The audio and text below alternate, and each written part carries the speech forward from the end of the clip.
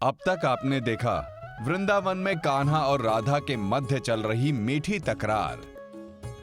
देखना, माखन खाते ये इधर उधर उछलने लगेंगे, क्योंकि इन्हें नहीं पता कि मैंने इस माखन के अंदर मिर्ची डाली है।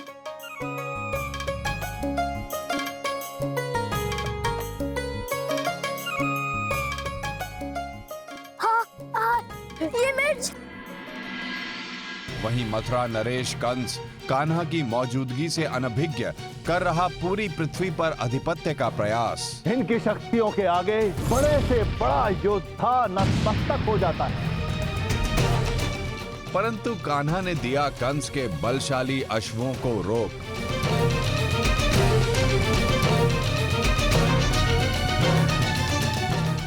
और अपने काल के जीवित होने के बोध से हुए मामाश्री विचलित।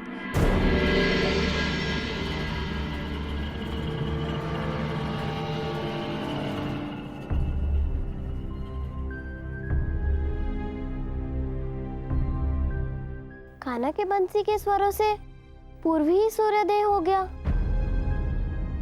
आज कान्हा कहाँ रह गया? कान्हा?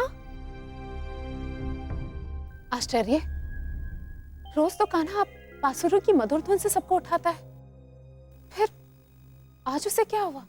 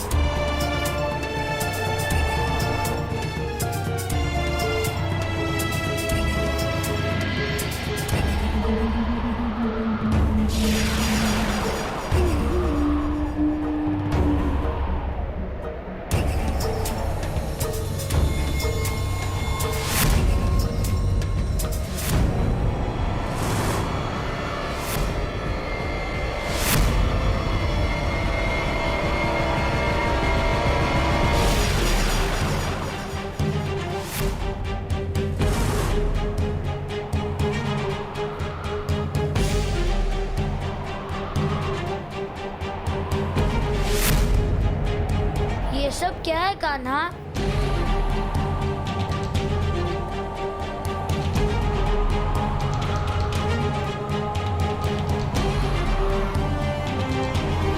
ये कैसे हो सकता है? एक ही रात्रि में पेड़ पौधे वनस्पति सब नष्ट कैसे हो सकते हैं? किंतु वृंदावन में तो ये समस्या पहले नहीं थी। ये अचानक क्या हो गया? खेतों में खड़ी उपज नष्ट हो गई, सारा वृंदावन नष्ट हो गया।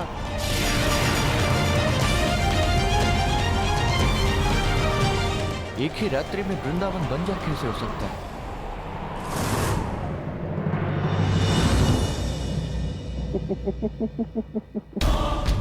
गुरुदेव, देख रहे हैं, कल तक दूध माखन में खेलने वाले आज रेत के साथ खेल रहे हैं।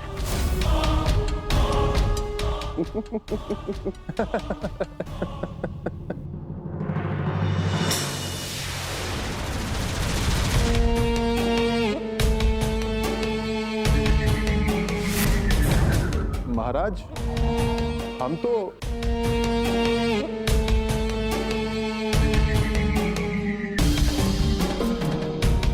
यह क्या कर रहे हो राजन?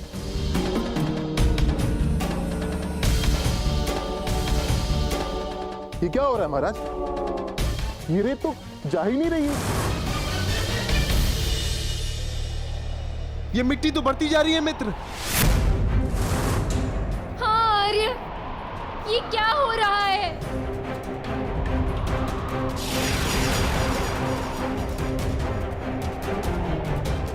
इसी तरह ये रेत गिरती रही तो बहुत जल्द पूरा वृंदावन इस रेत में समा जाएगा।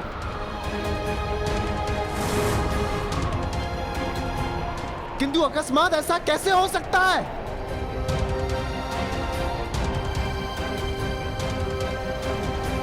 आर्य, ये सब क्या हो रहा है?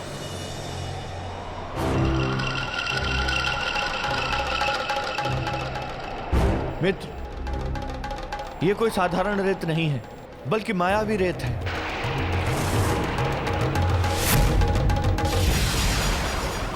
ये रेत तो बढ़ती जा रही है। महाराज, मेरी सहायता कीजिए महाराज।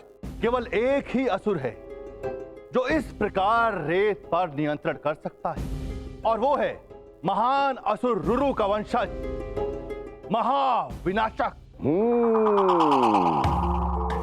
सही कहा आपने गुरुदेव, महाविनाशक, जो वृंदावन और कृष्णा का नाश कर देगा।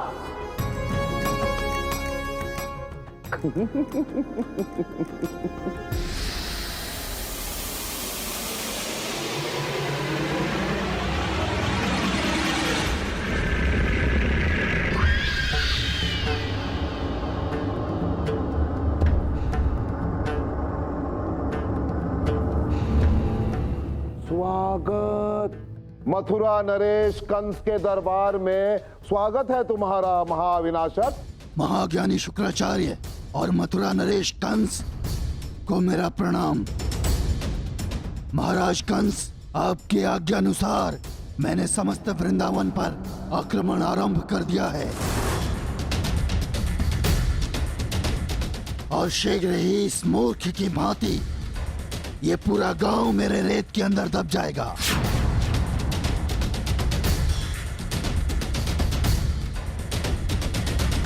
यदि ये मायावी रेत है तो इसके पीछे कंस का हाथ लगता है।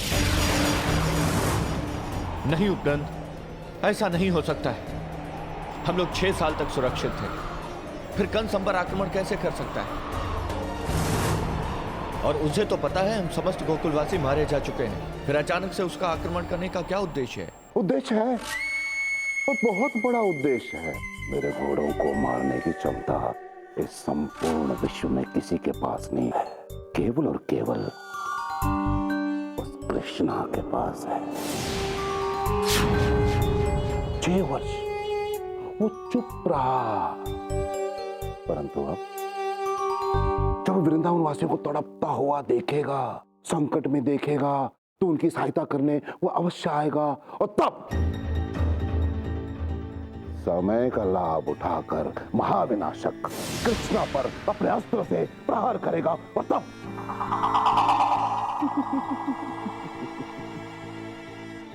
कृष्णा का अंत हो जाएगा।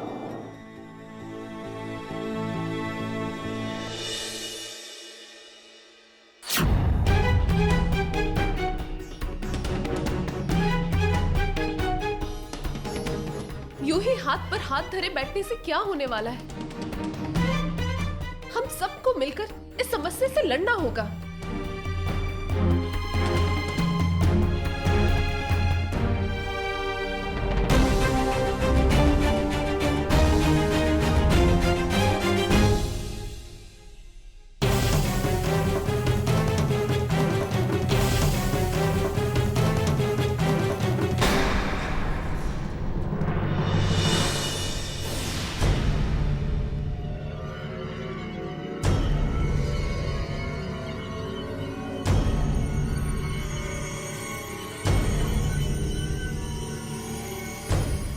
महाविनाशक, ये क्या हो रहा है?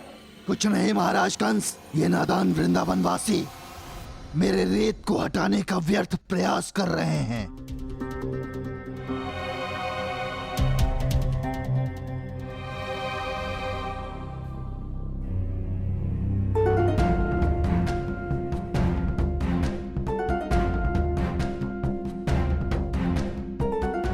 यशोदा, ये सब व्यर्थ है। देखो, ये सब मरुस्थल हो गया है। ये रेत इकट्ठा करोगी, पुनः एकत्रित हो जाएगी। देखो, चारों ओर सब रेत ही रेत दिखाई दे रहा है। यशोदा, ये असंभव है। लाओ, मुझे दे दो। आर्य, किंतु हम इस समस्या से इस तरह हार तो नहीं मान सकते ना। हमें कुछ तो करना होगा। हाँ यशोदा बहन, हम ऐसे हार नहीं मानेंगे। हाँ हाँ काकी, आप उचित कह रही हैं।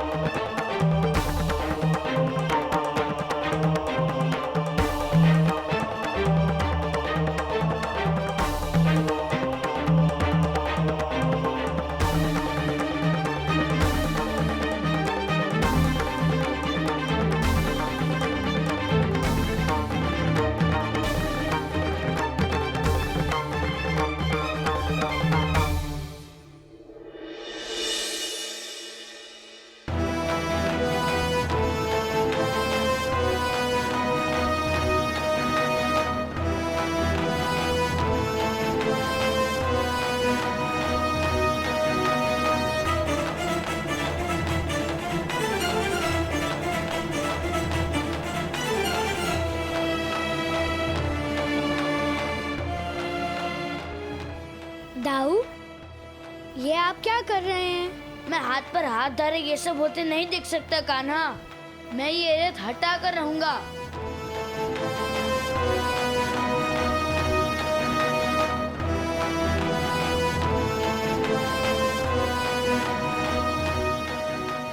किंतु तुम कान्हा, तुम अभी तक सोच ही रहे हो। तुम तो क्षण भर में इस रेत को हटा सकते हो, तो फिर प्रतीक्षा किस बात की?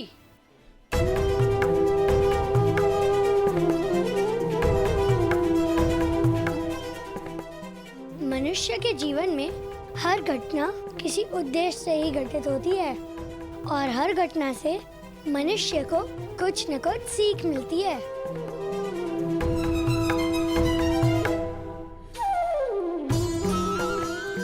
हाँ दाऊ, अगर मैं चाहूँ तो ये रेत हटा सकता हूँ, किंतु उस सीख का क्या जो इस घटना से वृंदावन के वासियों को मिलेगी? ये सब नियति ही निर्धारित करती है दाऊ, और हमारे बीच में आने से नियति का संतुलन बिगड़ सकता है दाऊ।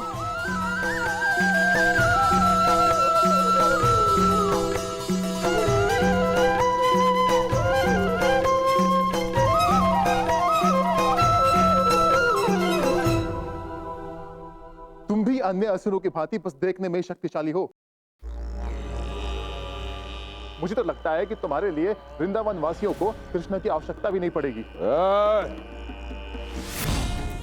महाराज, आपको नहीं लगता कि हर बार की भांति हमारी ये योजना भी विफल हो रही है? इस बार भी शिकारी स्वयं शिकार हो रहा है महाराज।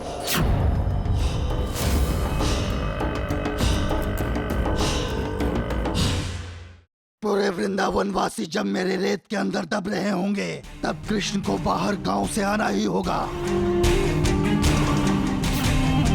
और जैसे ही कृष्ण बाहर आएगा, मैं अपने महाविनाशक अस्त्र का संचालन कृष्ण का आवाहन लेके करूंगा। इस बार मेरा वार अचूक है। देखता हूँ कैसे बचता है कृष्णा इस बार।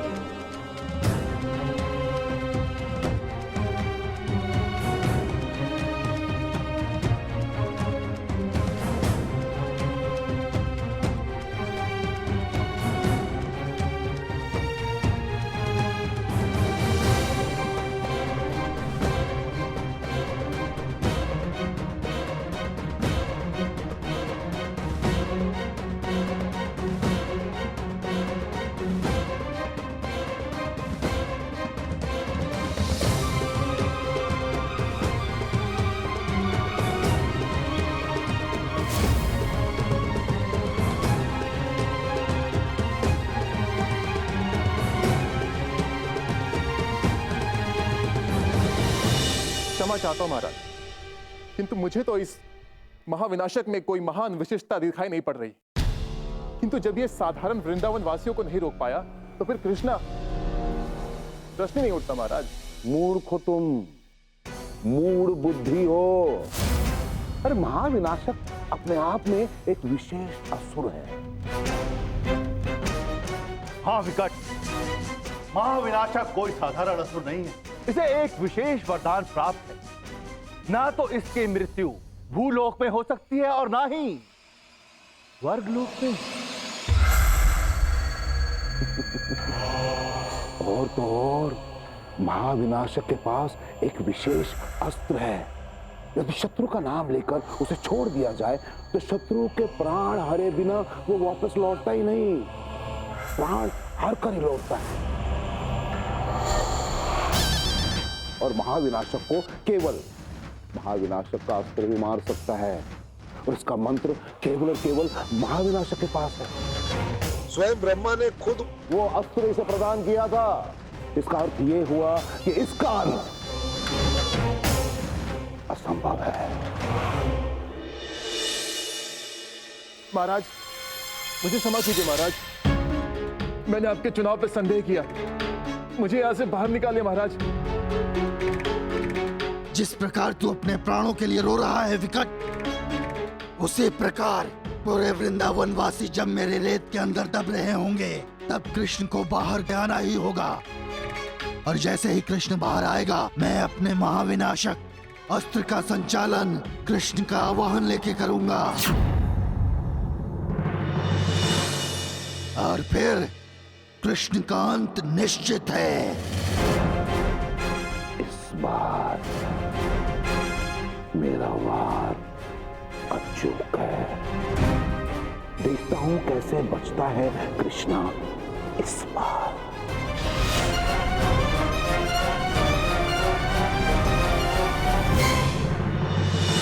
वो तो अच्छा हुआ कि मैं यहाँ तुम सबकी सहायता के लिए उपस्थित था, अन्यथा पता नहीं कि तुम सबका क्या होता।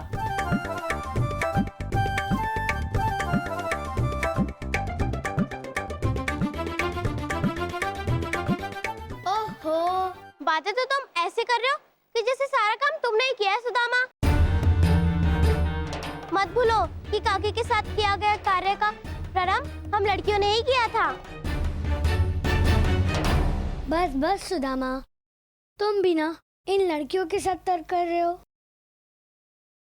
और वैसे भी ये समय अपना यशगान गाने का नहीं है, समस्या अभी तक टली नहीं है। तुम कहना क्या चाहते हो कान्हा?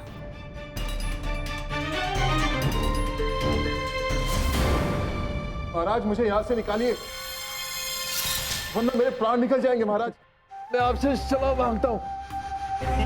अब इस रेत को कोई नहीं हटा सकता।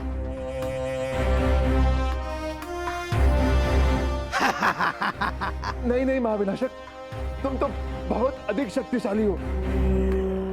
अब किसी भी प्रकार मुझे यहाँ से निकालो, मैं तुम्हारी शक्तियों को समझ नहीं सका। मेरी श्वासों में रेत घुसती जा रही है, निकालो मुझे यहाँ से।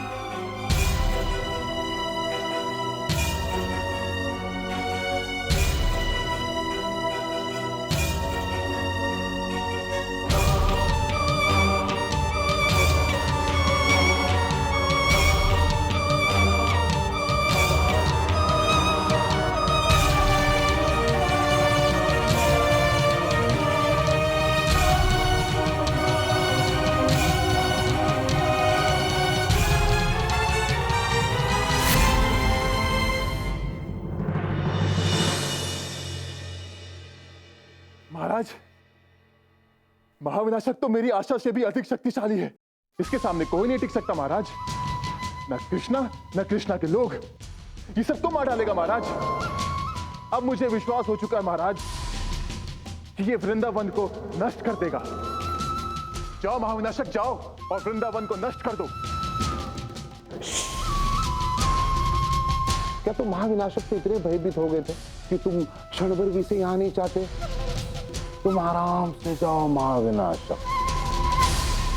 हर क्षण जब रेत बढ़ेगी तब वृंदावन वासियों को अपनी मृत्यु समीप आती दिखाई देगी। हमारे आतंक से तो देवता भी कांपेंगे।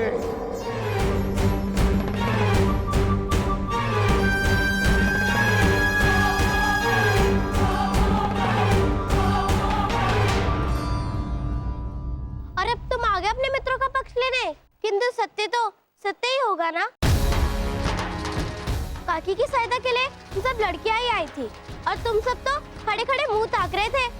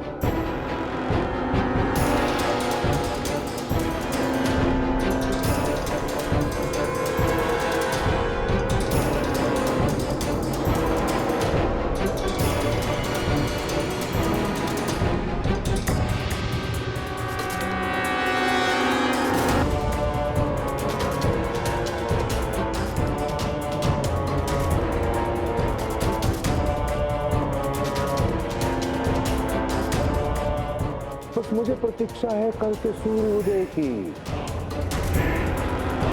क्योंकि कल के सूर्योदय के बाद ये संपूर्ण धरती पे से वृंदावन का एक भी चिन्ह नहीं मिलेगा।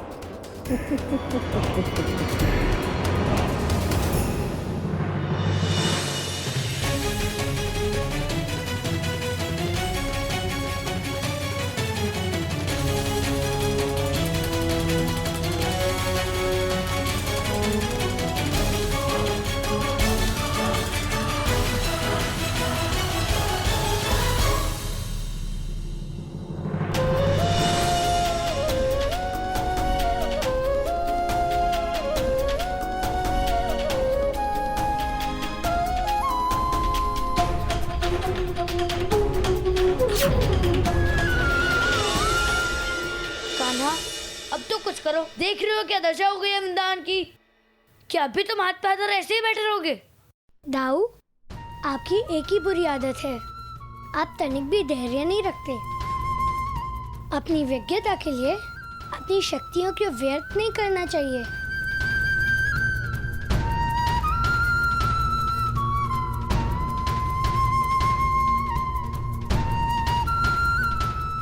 नंदराज, नंदराज, ऐसा प्रतीत हो रहा है जैसे समस्त वृंदावन रेत का टीला बनता जा रहा है।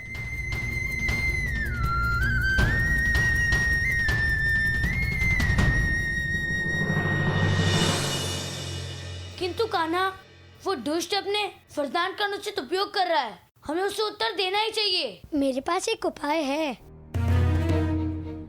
मुझे पता है हमें क्या करना चाहिए।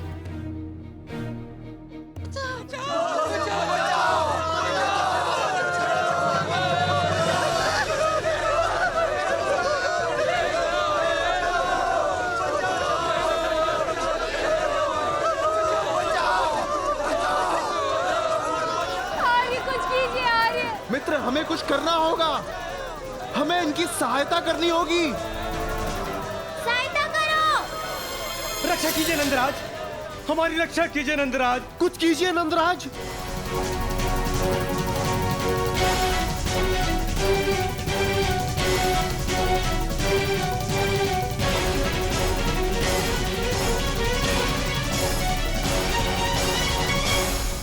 बाबा, बाबा, अब समय आ गया है कि हम अपने सबसे शक्तिशाली अस्त्र का प्रयोग करें।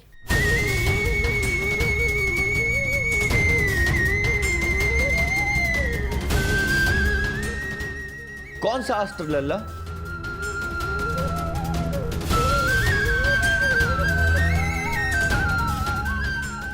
बाबा, हमारा सबसे शक्तिशाली अस्त्र है ईश्वर की भक्ति। आप ही ने तो हमें सिखाया है कि भक्ति में बहुत शक्ति होती है। इसीलिए हमें माँ शाकुंभरी देवी की प्रार्थना करनी चाहिए। किंतु कान्हा, माँ शाकुंभरी की आराधना करके क्या होगा? वही तो बात है बाबा, कान्हा कभी कुछ स्पष्ट नहीं कहता। बाबा, माँ शाकुंभरी देवी माता दुर्गा का ही एक रूप है। पंडित जी ने हमें उनकी कथा सुनाई थी। कौन सी कथा कान्हा? महाविनाशक, तुम शीघ्र अतिशीघ्र वृंदावन जाओ और अपने रेत से आक्रमण करना प्रारंभ करो।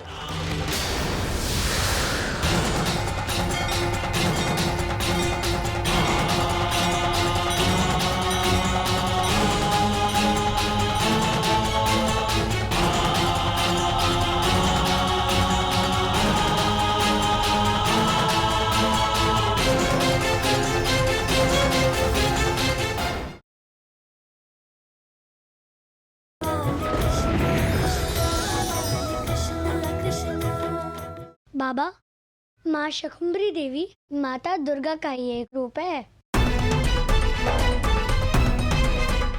पंडित जी ने हमें उनकी कथा सुनाई थी। कौन सी कथा कान्हा?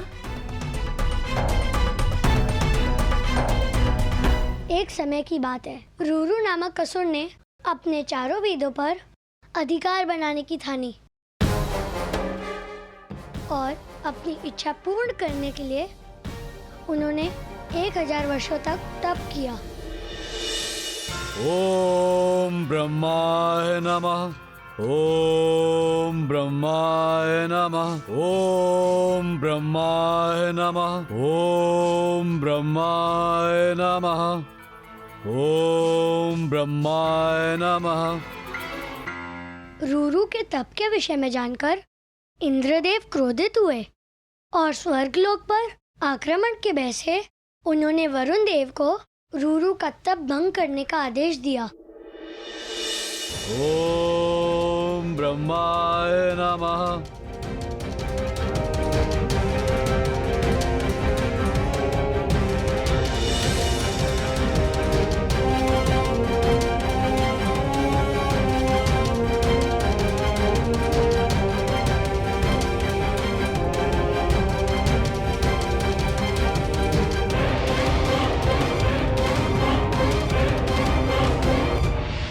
अब तेरी तपस्या भंग होगी रूरू।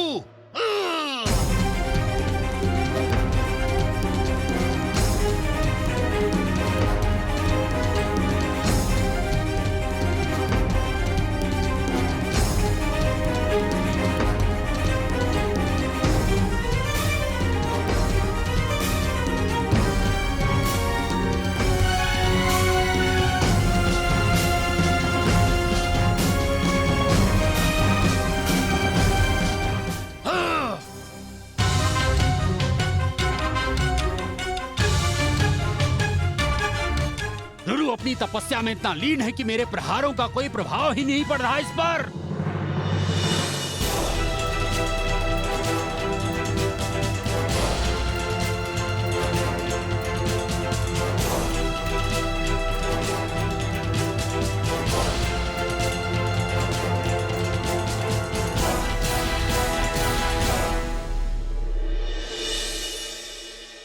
और जब वरुण देव अपने हर प्रयास में विफल रहे तो अग्निदेव रूरू की तपस्या भंग करने आए।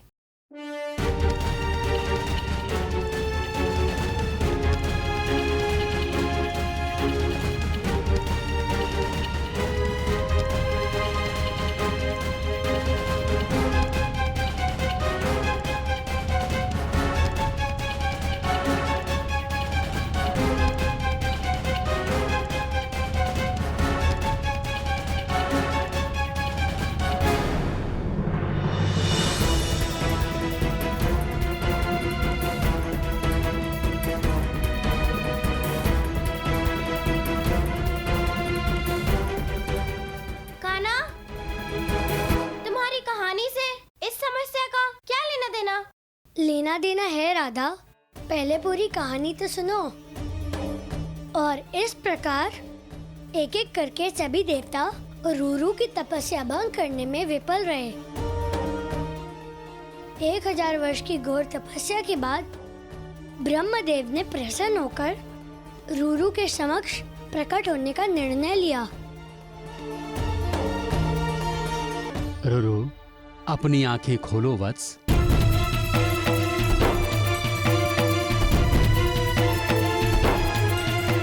प्रणाम। हम तुम्हारी तपस्या से अति प्रसन्न हुए। मांगो, क्या वरदान मांगना चाहते हो? ब्रह्मदेव, मैं चाहता हूं कि आपके द्वारा लिखी हुई 4 वेदों पर केवल मेरा अधिकार हो। मेरे सिवाय इस संसार में किसी और को उन वेदों का ज्ञान ना हो। तथास्तु।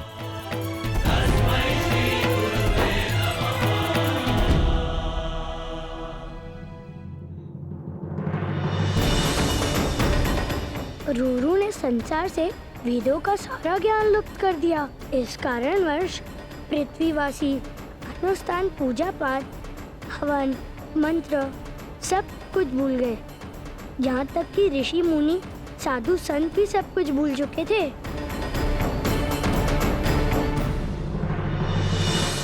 ज्ञान के अभाव में साधु संत, ऋषि मुनि इधर उधर भटकने लगे। मंदिर सूने हो गए थे क्योंकि अब उनमें पूजा नहीं होती थी। और इस प्रकार सभी कार्यक्रम समाप्त होने से देवताओं का तेज कम होते जा रहा था और इसका असर उनकी शक्ति पर पड़ा। और इसी अवसर का लाभ उठाया रूरू ने। और फिर वही हुआ जिसका इंद्रदेव को भय था।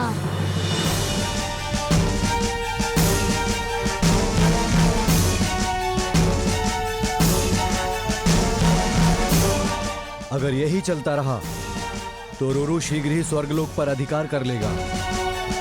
एक ही उपाय बचा है, वज्र शस्त्र का उपयोग।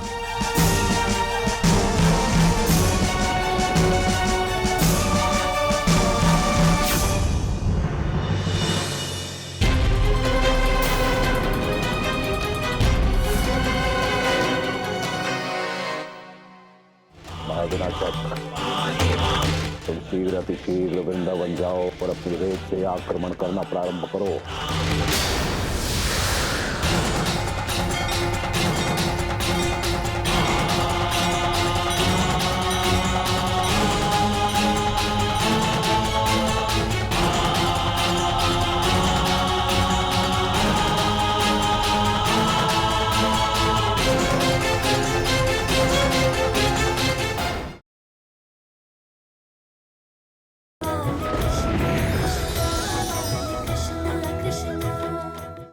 रूरू ने सभी देवताओं को परास्त कर उन्हें स्वर्गलोक छोड़ने के लिए विवश कर दिया।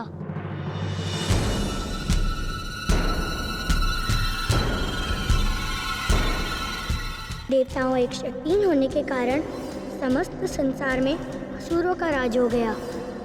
संसार में हाहाकार मच गया और वर्षा न होने के कारण सूखा पड़ने लगा और जल सूत्र सूखने लगे। सारी पृथ्वी पर अकाल पड़ने लगा। एक बूंद कहीं से जल मिल जाए। जल जल जल जल जल। इतनी खुदाई करने के बाद भी भूमि में एक बूंद जल नहीं मिला। अब क्या होगा? तब पृथ्वी को इस विनाश से बचने के लिए सभी देवताओं ने नारद मुनि के आदेश पर माँ शक्ति से सहायता की प्रार्थना की।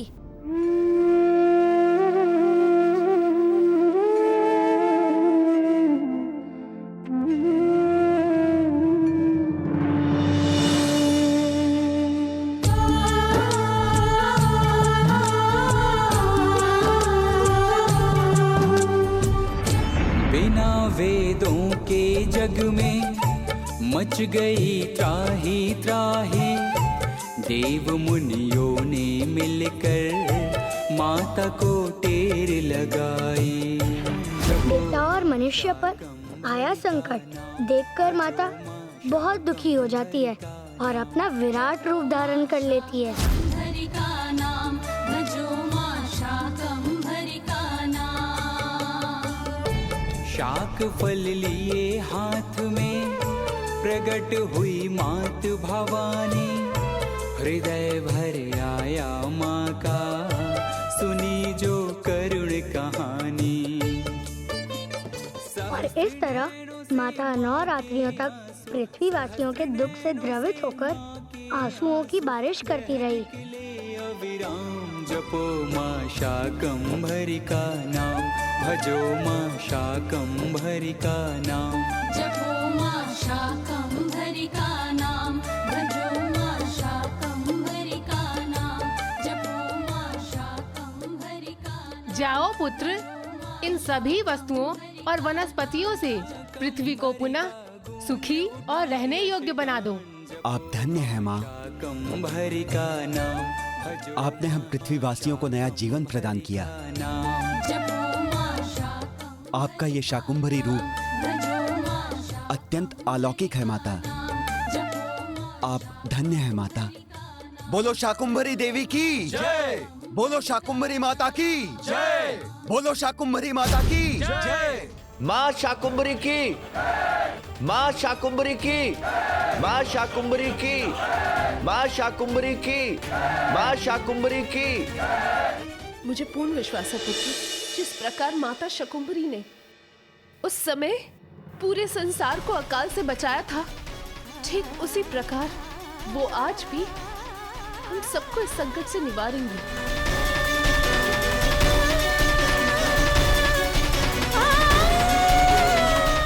पुत्र, तू कितना समझदार हो गया। तुझे तो सब कुछ पता है। हाँ मैया, वो ऋषि गर्ग है ना, उन्होंने ही हमें एक कहानी सुनाई थी।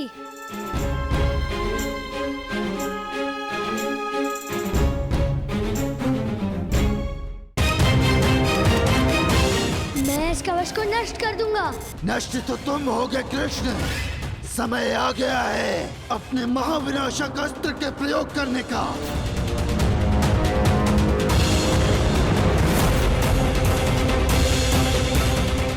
जाओ और श्याम रूपी मायावी कृष्ण का अंत कर दो।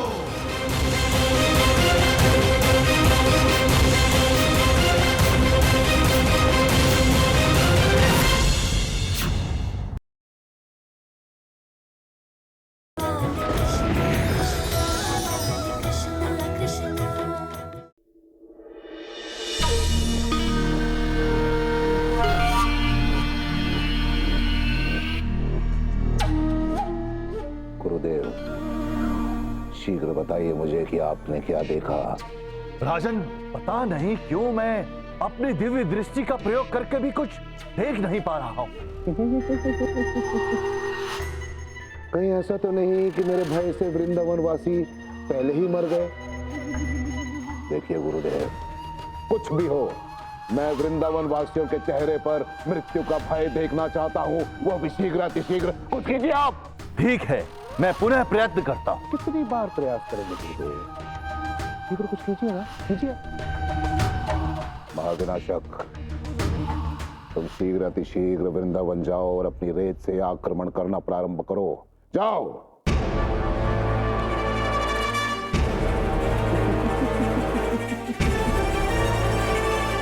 गुरुदेव, आज वृंदावन के हर घर में, हर गली में जब रेत का चक्रवात आएगा तो कृष्णा को विवश होकर बाहर आना पड़ेगा। तो समय का लाभ उठाकर महाविनाशक उस पर आक्रमण कर देगा अपने अस्त्र से। अब महाविनाशक को मार नहीं सकता, उसे ना कोई धरती पर मार सकता है, ना स्वर्ग में। तो इस बार उस कृष्ण की मृत्यु अटल है। हे माता, हमारे यहाँ इस संकट का निवारण कीजिए, हमारी रक्षा कीजिए माता, रक्षा कीजिए।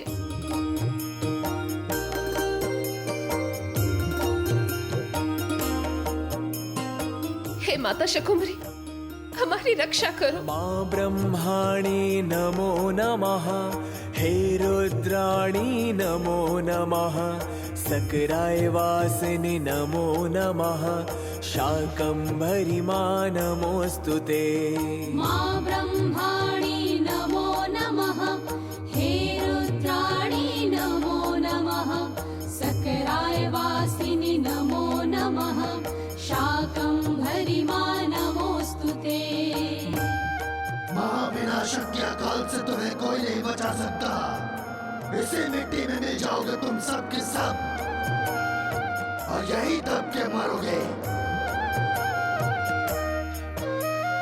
संकट हारिणि नमो नमः कष्ट निवारिणि नमो नमः मां भवतारिणि नमो नमः शाकम्भरी मां नमोऽस्तु ते मां ब्रह्माणि नमो नमः हे रुद्राणि नमो नमः सकराय वासिनि नमो नमः शाकम्भरी मां नमोऽस्तु ते। हे जग जननी नमो नमः कामणपूर्णी नमो नमः सौम्य रूपिणी नमो नमः शाकम्भरी मां नमोऽस्तु ते मां ब्रह्माणि नमो नमः हे रुद्राणि नमो नमः सकराय वासिनि नमो नमः शाकम्भरी मां नमोऽस्तु ते मां ब्रह्माणि नमो नमः हे रुद्राणि नमो नमः सकराय वासिनि नमो नमः। आचार्य,